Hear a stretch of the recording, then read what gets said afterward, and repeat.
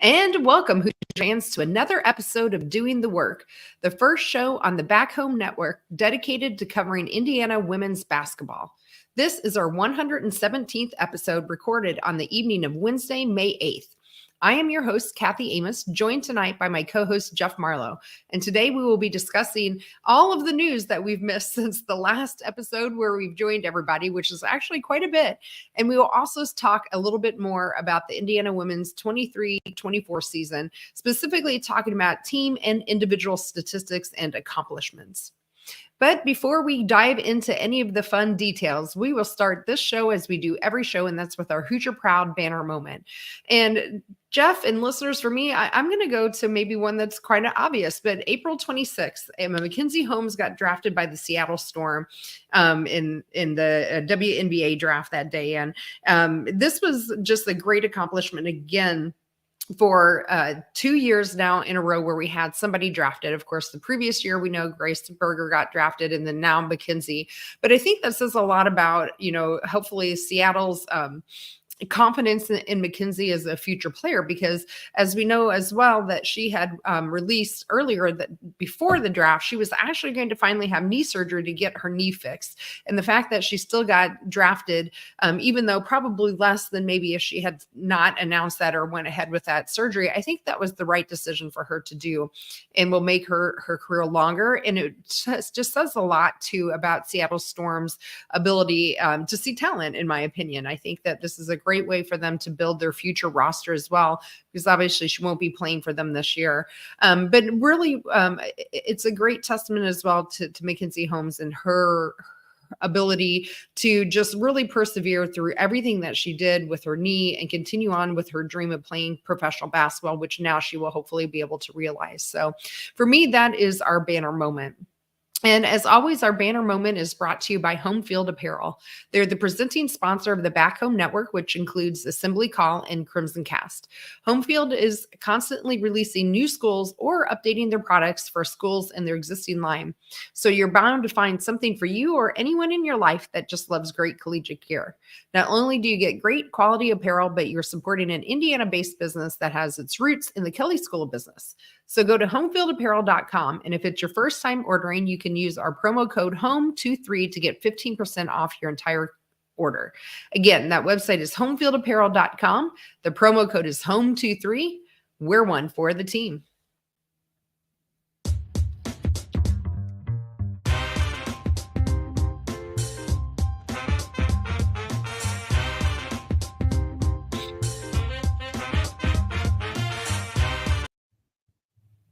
All right. Well, I'm going to hit the news headlines here, and then I'm going to kick it over to Jeff to get his thoughts on all of that.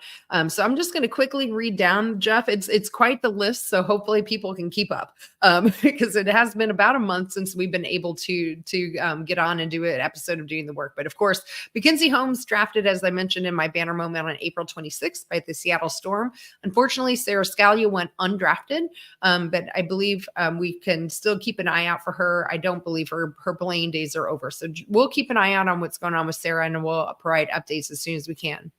Mackenzie Holmes was named first team All-American for the second year in a row and first two-time academic All-American ever for the program. Sydney Parrish won the Andy Hipskind Comeback Award for the IU Athletic Department. Mackenzie Holmes was awarded the 22-23 Athlete of the Year and Director's Award for the university. We had two transfers. We won't get into these in depth tonight. We're going to do a future show going into both the transfers coming in and as our freshmen, but we did have two transfers announced. First, Caroline Striplin from Tennessee announced she was committing to IU. She's a 6'3" forward. And Shay Sitsky, I think is how you say your name, we'll confirm for sure, from Penn State announced that she was committing to IU as well. She is a 5'7" guard. Chesky, thank you. Chesky. It's almost like chess key. I had to go to Penn State's website to get the official pronunciation back when she announced it. So, and then also, Kathy, they've actually been assigned numbers already. Striplin will be wearing number 11, and Chesky will be wearing number 10. Okay, great. So now we'll be able to update our number roster so that if for those of you playing at home, know what numbers everybody is wearing. On the staff side, we had some movement there. So Ali Patberg was promoted to full-time assistant, and Kiana Warthen had been hired as the new team and recruitment coordinator, filling in that role Ali left. Sydney Parrish, Sarah Scalia, and Chloe Moore McNeil all received their diplomas from Indiana. And then last but not least, Indiana announced the Big Ten Conference opponents. So the only double play we have is Purdue, which is a protected rival. Our home games are with Illinois, Maryland, Nebraska, Ohio State, Rutgers, Wisconsin, UCLA, and USC. And the away games with Iowa, Michigan, Michigan State, Minnesota, Northwestern, Oregon, Penn State, and Washington. So I should point out, people might be trying to keep track on their fingers of how many games this is. It's 18. That is different than the men's side. The men are doing 20 conference games, but the women only do 18. So that is a very quick rundown of our news headlines. So before I get into any of my thoughts, I'm going to turn it over to Jeff, and let's get his Marlow's musings on his thoughts on any of those news headlines. Jeff, what's on your mind? Yeah, I'm not sure if I want to get into Marlow's musings yet, or just keep on with the news. I guess we'll call it Marlow's musings here. For Marlow's musings about the news. There you go. I can't combine the two on the production process. Yeah, you can do. Kudos to Mac. It'll be interesting to see how she rehabs over the course of a year, and then also will be interesting to see she end up trying to play in Europe as well over the wintertime. See how she signs in, as a lot of the women do.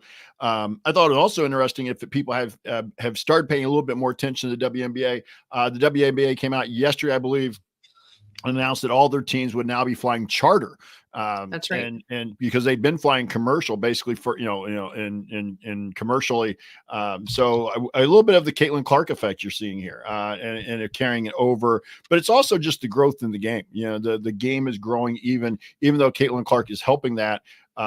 You're having others, there's a lot of excitement about the WNBA as we head into the year, and it's on them also to kind of, to build off that. The Kelsey Plums and the Sabrina Ionescu's and the others who are already there also have to help build off of that as well. So right. Obviously the awards, big congrats to Mackenzie and Sydney for their being named to, their All-American awards and the awards from the IU athletic department. Like you said, we're going to talk about Striplin and Chesky and some of the other transfers around the Big Ten a little bit later here in the offseason, especially. I think we've already decided the next episode, we're really going to talk about our transfers and our freshmen coming in kind of to, build out the roster a little bit. Also, we will say this, if you are on our Substack, I was posted on there a little bit of a, trying to borrow a little bit to have kind of a scholarship breakdown. So kind of ran it out over the next 3-4 years of who's going to be kind of moving up through the system and what we've got coming in. So you can check that out on the Substack as well. I really want to get into Kathy. I want to kind of get your thoughts. I'll ask the question to you and throw it back to you. I really love this hire. I like elevating Ali Patberg to me was a no brainer.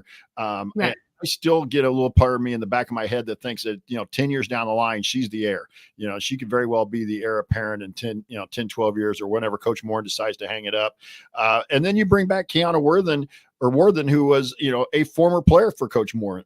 So again, I like that bringing back family. I like it because that's one thing you've heard. We've talked with Chloe, we've talked with Lene, I talked with Grace on the show a couple of years ago, that whole family thing, I should say, call it thing, the family philosophy, culture. That family philosophy they have. I think that plays in this. What do you think of those moves? Yeah, I thought it was great on both fronts. Right now, you're not only just keeping your own talent that you've grown already, both as a player but as a coach with Ali Patberg in the system. But now, you're bringing somebody back in that was a former player too. So now, assuming she understands the system, she understands the location, and she understands the coaching staff is at least with Coach Moore and how she likes to operate. And now you're creating even more cohesiveness and stickiness within the program as well. And, then hopefully people see that and they feel that. And, we've already been really seeing that, as you mentioned, from people that are getting from a lot of the ladies that are being recruited and committing to Indiana. A lot of them consistently here over the last few years have talked about that family atmosphere, that family feeling that they get when they come on their visits that makes it just feel like home to them. And, I think that doesn't just bode well for recruiting, right? But it also gets you that stickiness within the team. And I think we saw that here this year in a couple of formats. One, I thought we really saw the team, to me, I felt like they were really connected as a team. And I think, we can all agree when you have a team that's connected off the floor, they're connected on the floor. The other thing I think that it really, it shows up in then as well is the lack of transfers out of the program. We mentioned we had 2 transfers in, but I think just as important, if not more important to me, is the fact that we had 0 players transfer out. And with all of the programs that had transfers, I think it was almost single digits of the programs across the nation that didn't have a single person transfer out that still had eligibility. I mean, I don't have that number for sure as a fact, but I would be surprised because what did there end up being, over 1,600 or so women that ended up transferring out of their program? I mean, it was a significant amount of players that transferred. I forget the number. There was either 4 or 5 schools in Power 4 leagues did not have somebody transfer out, and IU was one of them. So we were either one of 4 or one of 5. I can't remember. I can't remember if it was 4 or 5. Yep, absolutely. So to me, that's why I really like these both the promotion and the new hire to replace Pally. I just think it has that, again, that continuation of that family atmosphere. And then, Kathy, I want to get your thoughts. I'll give you mine after I get yours. You talked about the Big Ten the Big Ten conference opponents. I like the fact that they kept a protected rivalry. And they did that really with everybody, and they were pretty. And if you looked at them, for example, USC, UCLA, Washington, Oregon, Michigan State, Michigan, Northwestern Illinois. I thought they did a nice job of keeping some natural. They didn't really like force a rivalry there. But what I want to get your thoughts here. A couple things. One, just the 18 games. The fact that they're only playing an 18 game conference schedule. What do you think about that? I don't understand not that we can, and by the way, before you answer, not that we can change it, but I want your thoughts. Right. I was actually on a different message board today asking anybody out there, like, why do the women have 18 where the men have 20? And no one seems to understand the history of that. And I was going to actually ask you, that was my next follow-up question. I don't understand it. And especially as the conference has grown here, to now only have 18 games seems to me that they're going to have to look to expand and be 20 like they do on the men's side. I think, that's a lot of games to be playing. Obviously already 18, but you're only getting 1 home and away. Right. So now, even though I get Purdue as our natural rival, we've had some other, kind of conference rivals that have grown over the last few years. Iowa to be the one most noted. And now we're only going to get 1 game with Iowa. And I just think as, the conference and the popularity of women's basketball continues to grow, I think that we'll see that rise. But I wanted your thoughts too. That was actually where I was going next. So thank you. But what are your thoughts on that? Why 18 and not the 20? I remember a little bit of this back when because when the men went to 20, we hadn't added the West Coast teams yet. And I remember the women's coaches talking a little bit about, they still like that schedule flexibility, that they were able to go out and play a couple more non-conference games. And what they were going to hope, maybe a couple higher profile non-conference games that would help them come seeding time. But once they added the West Coast teams, I was really surprised they didn't go to the 20, because your schedule now in the Big Ten, it was already hard enough. Now you're bringing in UCLA and USC, who are going to be top 5 teams on, when we walk into next year, those are going to be 2 top 5 teams in the country, let alone the league, obviously. So I was, and you have Oregon too. While they've been down the last few years, historically and I can see them getting back to it. They've had really fantastic programs as well. Right. So you have 3 really high quality women's basketball programs. And again, I feel like we're getting kind of cheated with not getting at least 2 extra games where maybe we have the chance to play these teams more than once. But anyway, sorry, I interrupted. No, you're more welcome. Always interrupt me. But the question that I got here is, is this just going to flip next year? To me, it would be kind of the simple issue here is like, okay, Right. this is who you're playing at home in 24, 25. Now in 25, 26, you'll just flip them. You're going to play Purdue on a protected rivalry Right. next. So in 25, 26, instead of have Illinois, Maryland coming to Indiana, we're going there. I mean, I know that sounds simple, but if that's what the route you're going anyway, wouldn't it make sense? Yeah, that's exactly what I think they do. If they don't expand to 20 games, and even if they do, they probably just flip your home and away from what we had this year. You flip them next year, and then maybe they add 2 more games, right? Like maybe you get Iowa still at home next year, or at away rather. It would be home next year anyway, right? Maybe they expand that, and you get some other marquee matchups that are just kind of naturally coming with the Big Ten anyway. Right. So, Ohio State as well, and Iowa is always a big one to look at. And, you get that top tier of the conference. You would think you'd want them playing each other more. Yeah. And I think I put this out there in the chat on the Substack a little bit. Somebody was asking, and because the one thing I didn't put in the run sheet here, and I think you saw it on the chat, was that Charlie Cream and ESPN had announced their way too early top 25. IU was not part of the top 25 or the teams in consideration, but there were like 7 other Big Ten teams that were, or 6 other Big Ten teams that were. UCLA, USC, UCLA, Nebraska, who we don't want to get deep in this, but that top 7, 8 teams in the league could be really, really good. Now, I think there's going to be some drop off when you get past 9 or 10, but it's that top 7, 8.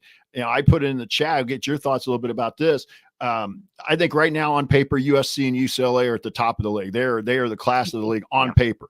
But then you throw Ohio State, Maryland, Indiana, Illinois, Michigan State, and I'm forgetting somebody in there, but Iowa, you throw those 6 could finish anywhere from 3 to 8. Right. I mean, that's just the way the league's going to be. Yeah, I agree.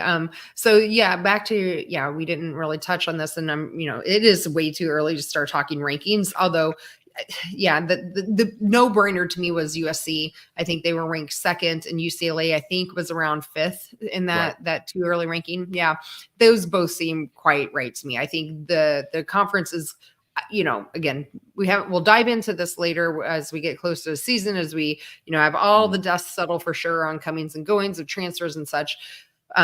I think USC is probably going to win with a close UCLA, nipping out their heels, but I can see UCLA take them too. But those 2 teams seem to be the cream of the crop of the Big Ten for next year. But we'll do further breakdowns on that. But Jeff, you had kind of mentioned too, we've had some questions on transfers. Do you want to just give a quick rundown of other transfers around the Big Ten? I know you did, kind of some investigation into that. Yeah.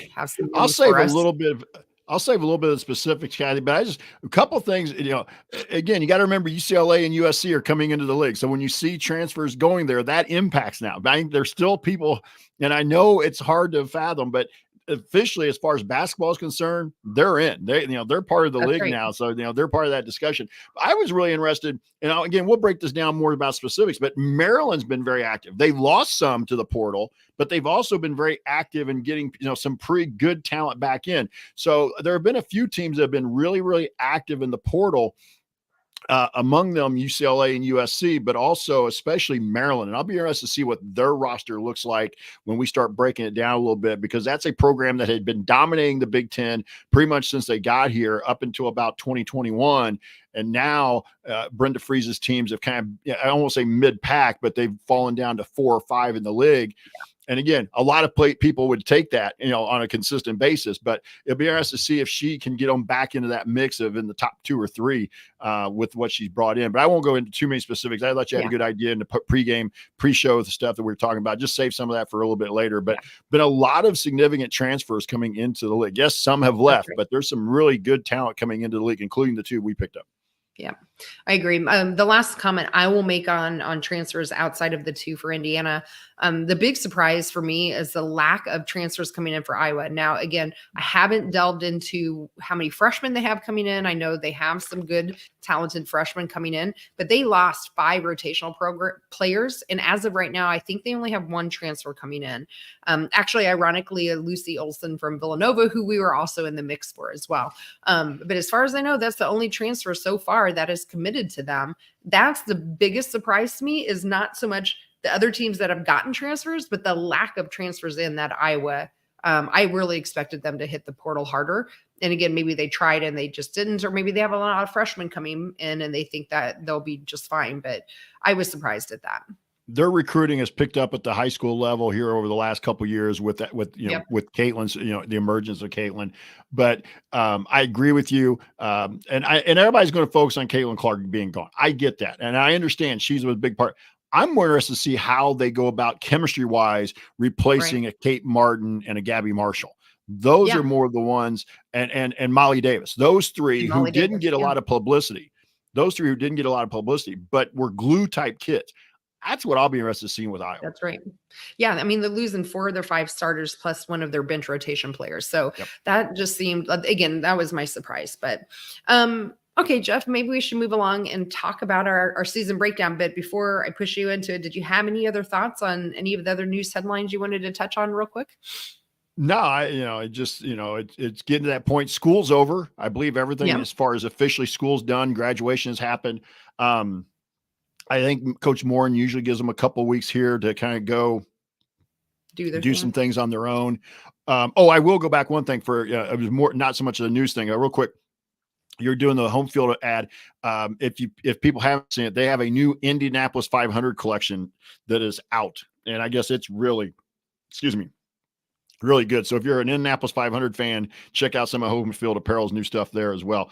But so I'll be interested to see what we can kind of start, because usually, again, this is an Indiana program that plays things pretty close to the vest, but I'll be interested to see if we can start hearing some things about how some of the newcomers are starting to fit in and stuff over the summer here as they get in to start doing their summer workouts. Because I'm at most everybody now at the Division I level, especially the power conferences, those kids all stay on campus and take summer school classes. So they're there all summer. So they're working out, they're doing their weight training, they're conditioning, they're playing. So I'll be interested to see what we start hearing here about, first part of June and stuff about how some of the newcomers are fitting in.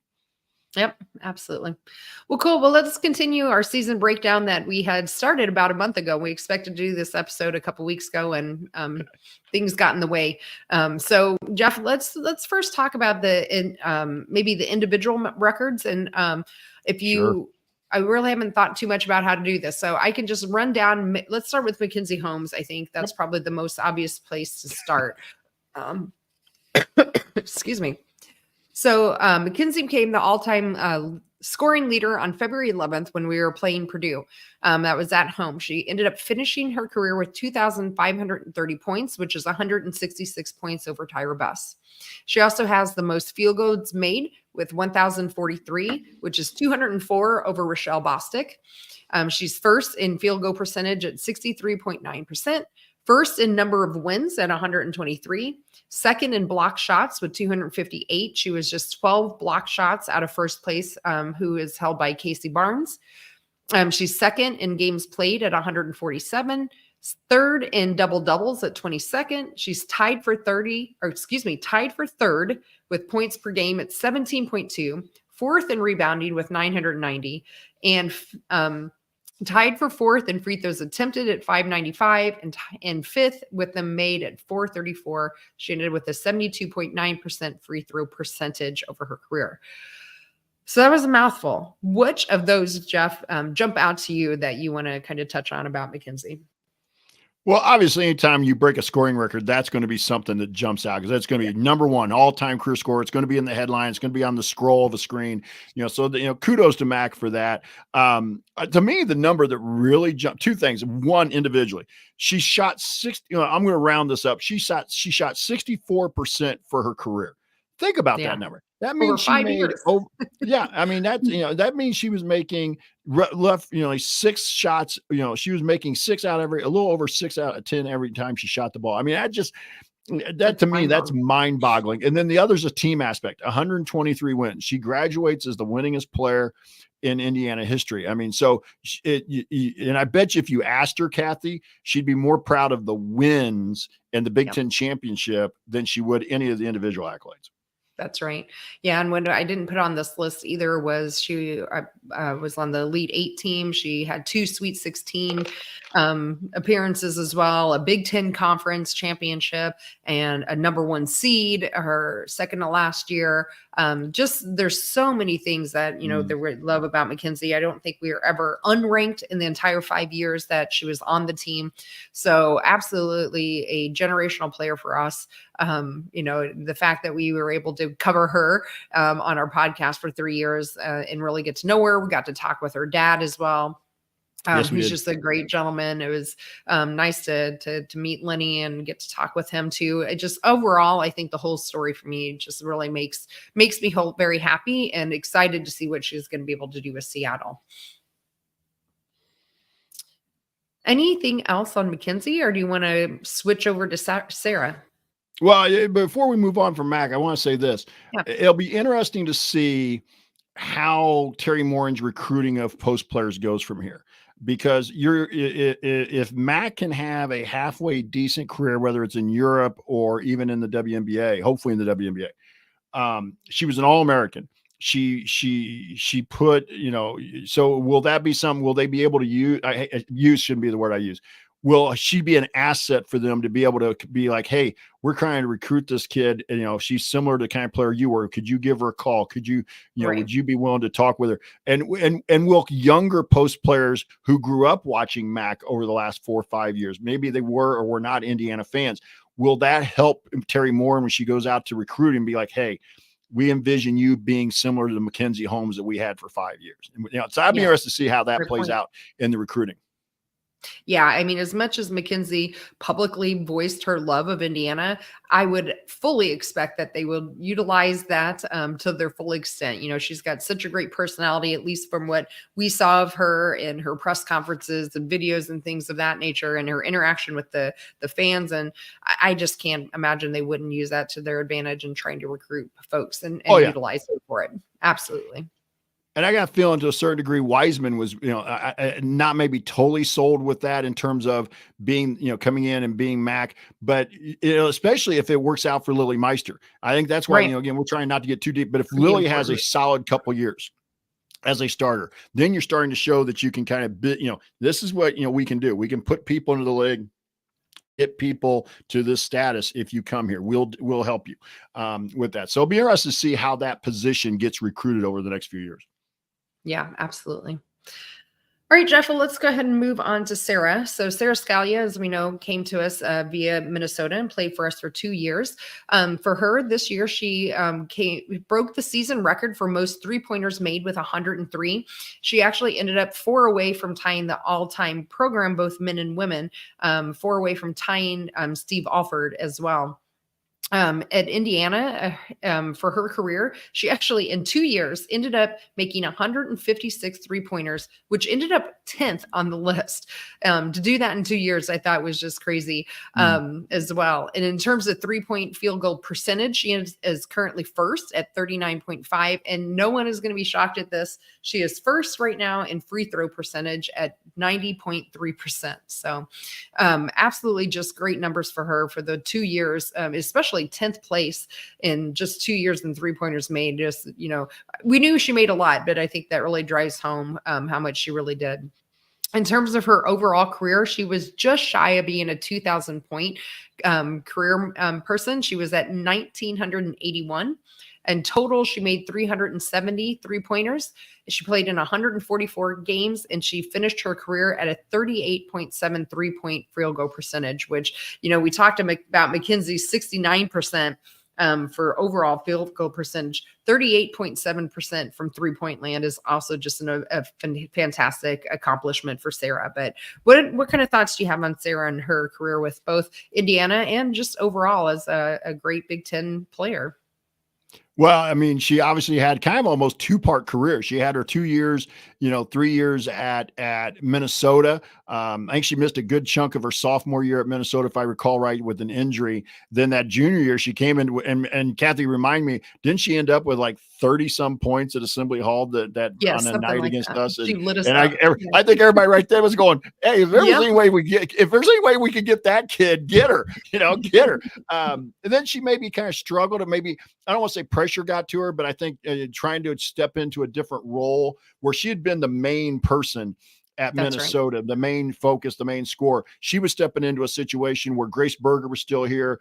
It's kind of the alpha, McKenzie, obviously. And then you also were bringing in Sydney Parrish at the same time. So she at times really kind of struggled in her first year Rensselaer, excuse me, at Indiana. You can tell I'm where my mind is tonight. Yeah. But then last year it was everything we thought we were going to get. It really was. She played, she could knock down the three, she could drive, she got out on the break.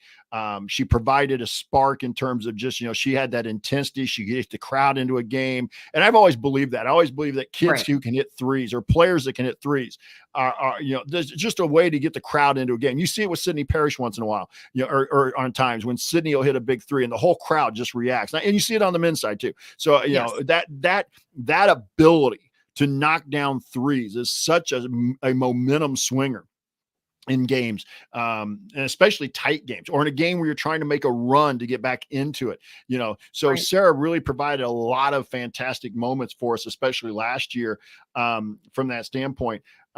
Just to kind of give you a preview of this and not trying to take away from Sarah here, but I was looking this up. Somebody had posted this somewhere I saw the other day, and I went and looked up it real quick. You're talking about Sarah having 156 threes in her 2 years at Rensselaer. Excuse me, I keep saying Rensselaer.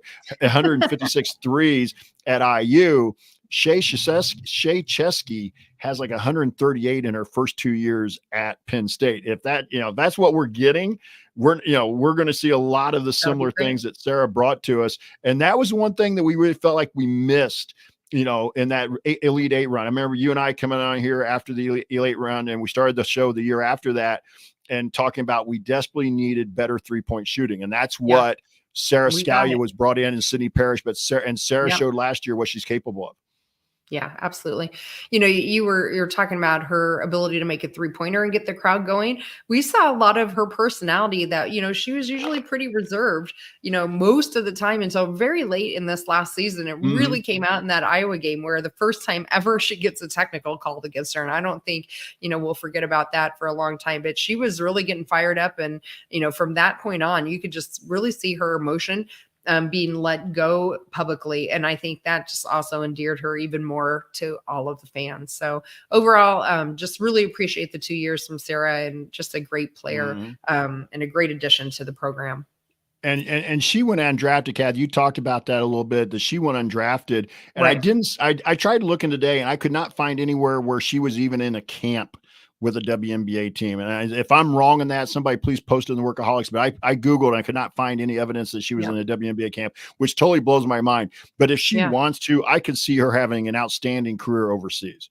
Yeah, that's what I'm thinking as well. I think we're going to end up seeing her kind of overseas the same way we've been seeing a few of our other players really flourishing over there, Amanda Cahill and Tyra Buss as well. So okay, cool. Well, let's talk about the team stuff that we went through, because, it wasn't obviously just about those two players. They were huge contributors to all of these numbers I'm going to rattle off.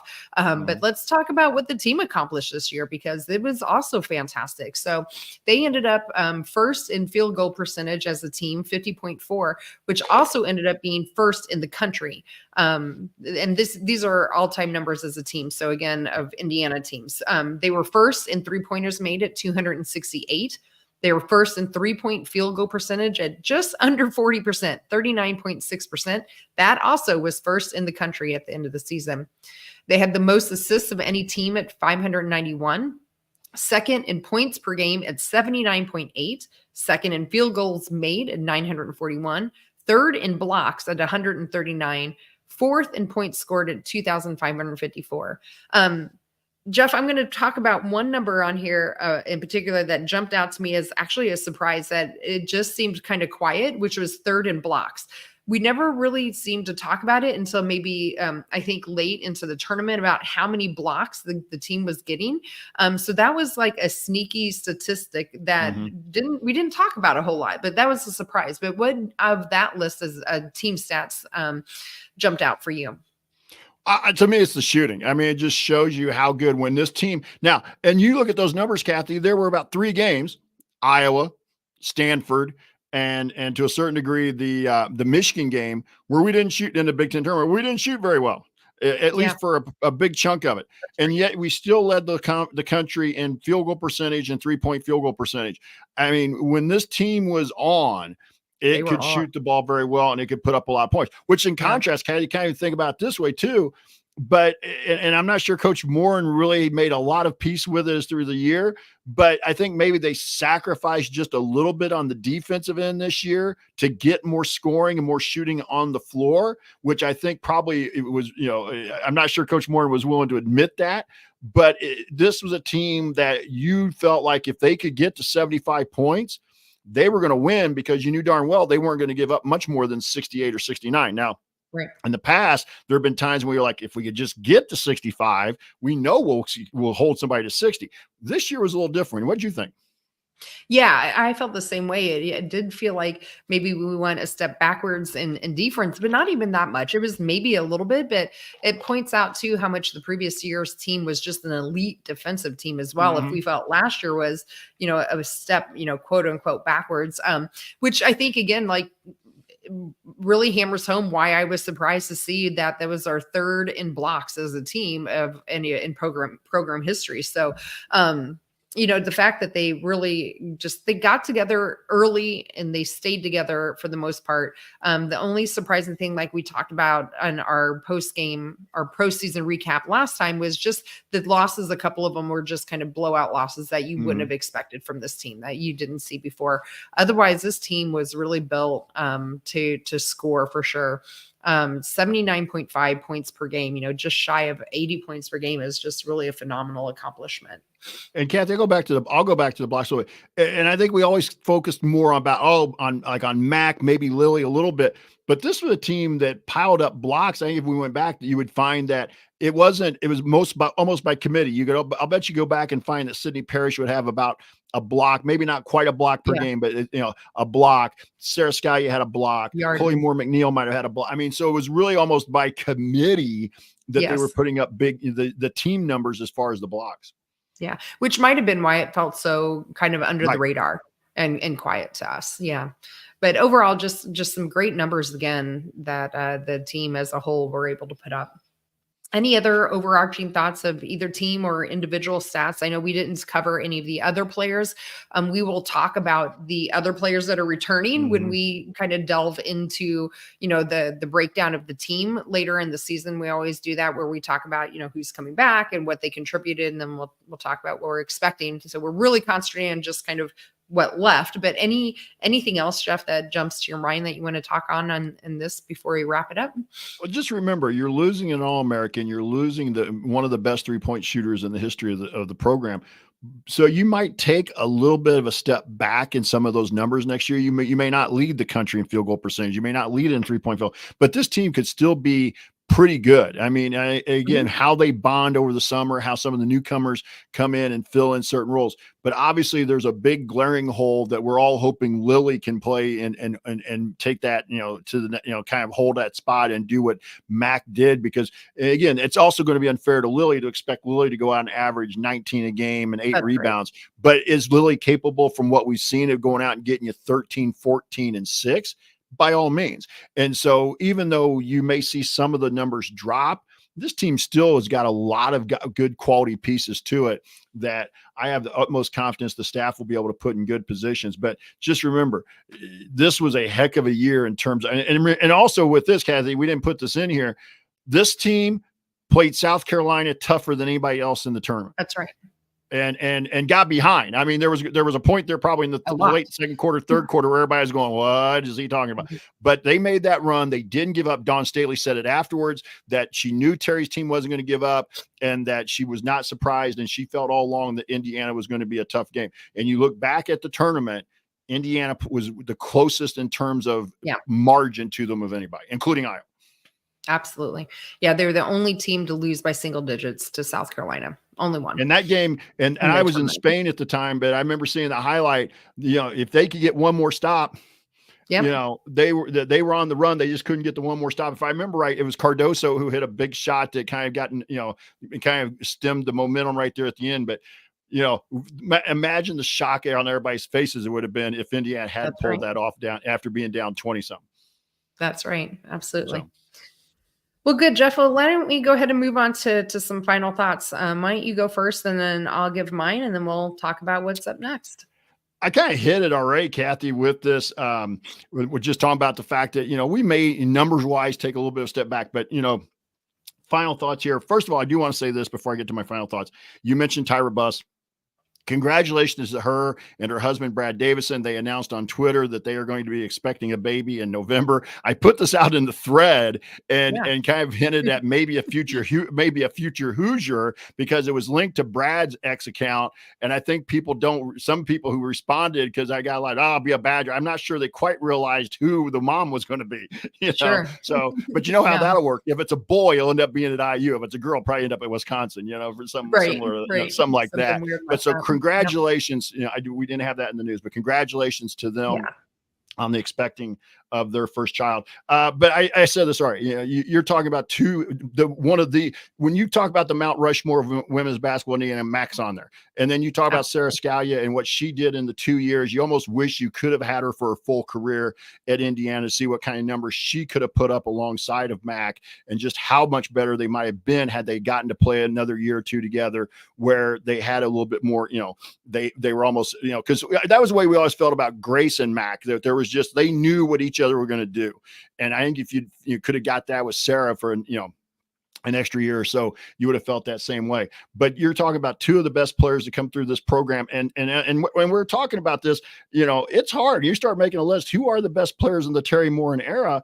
It's a pretty deep list now. You're talking Grace Berger. Long. You're talking, Amanda Cahill, Tyra Buss, Kim Royster. You got a lot of people who are on that list and in that discussion. But again, Mac, she's going to be the bar. She's kind of the bar for what, especially post players, but all the Indiana women's program is kind of chasing. You hope that you find somebody who will accept that challenge to go after it. And like I said, Sarah just was I loved watching her play. She reminded me a little bit of me. She like you said, she really kind of came out of that shell. And when she did, you could tell there was no poker face there. She was going to, you could tell whether things were going good or bad. And that was great. Yeah, absolutely. Yeah, I'll give just a quick couple final thoughts for me too, Jeff. I think you said it quite well. Just the great, I felt privileged to be able to watch Sarah for 2 years and Mackenzie for 5 years, and not discounting any of the other players that have come and gone from the team. But those two in particular were just such a joy, and I do feel privileged being able to watch them in addition to all of their teammates. And and they were a team. They don't put up those kind of numbers if it's just two players, and they played as a cohesive unit. And back to our earlier comments about Ali Papper being promoted and Kiana being brought back into the fold of the staff, the team played like a family as well. And I thought you really saw that togetherness and the joy and everything that they really had for each other. And it wasn't, I'm out to get my points tonight, because we never really had that. You could usually count on. Sometimes Sarah didn't have a, double digit night for us. They put up all the threes, but her teammates are there to pick her up. And I think that's what I love about this program, is that cohesiveness that they have and their love for each other. And it comes through on the floor. And I absolutely just love that about this program. I agree.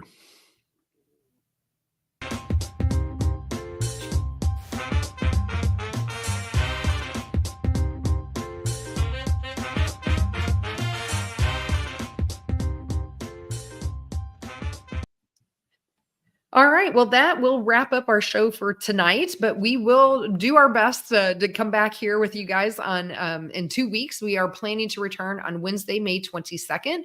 The show time is 8 Eastern, 7 Central. Just pay attention to our Twitter and Substack accounts for the link to the show, or in case scheduling changes come up again for us. But we'll do our best to keep that May 22nd date for everyone. We are planning on taking a look at some of the newcomers. As Jeff mentioned early in the program, we'll look at the newcomers coming in, both transfers and freshmen. If you want to see us do the show live, though, and be part of our live chat, make sure that you subscribe to our YouTube channel at youtube.com/@BackHomeNetwork. You can be part of our private community as well. You can find out more at assemblycall.substack.com. Special thanks to John Ringer of Riggs Design, for designing all of our logo. And also a big thank you to Bob Thompson for our music that you heard throughout the broadcast. But most of all, thank you for those out there listening live and the workaholics in the chat here tonight on YouTube, or those of you listening on your favorite podcast streaming device. We appreciate all of you being with us here during the off season. And we will be back to talk hoops with you again in 2 weeks. But until then, keep your elbow in, your eyes on the rim, and let's go Hoosiers.